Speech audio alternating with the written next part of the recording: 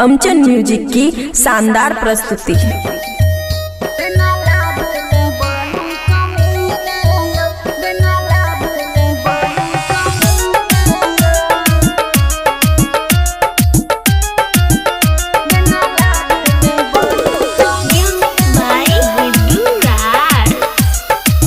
खुशी recording studio बलुआहा। सैया चोली से चुबै पसीना यो बिना लाबू नहीं बनू कमीना यो, बिना लाबू नहीं बनू कमीना यो। कहिए आहक हसीना यो बिना लाबू नहीं बनू कमीना यो, बिना लाबू नहीं बनू कमीना यो।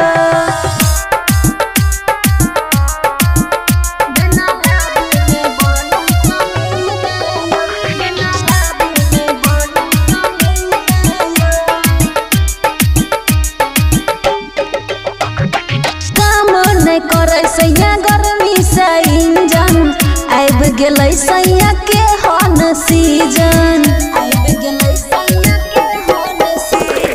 काम नहीं करे सैया गर्मी से इंजन आब गेलै सैया के हन सीजन।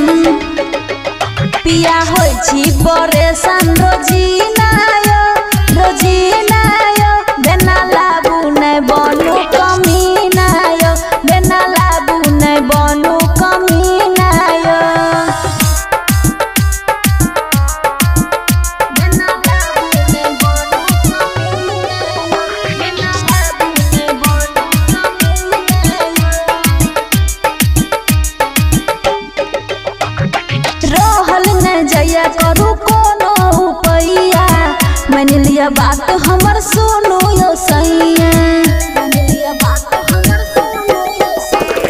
रहल नहीं जया करू कोनो उपैया, मान लिया बात हमर सुनो यो सैया। चुअर दहिया से टप टप पसीना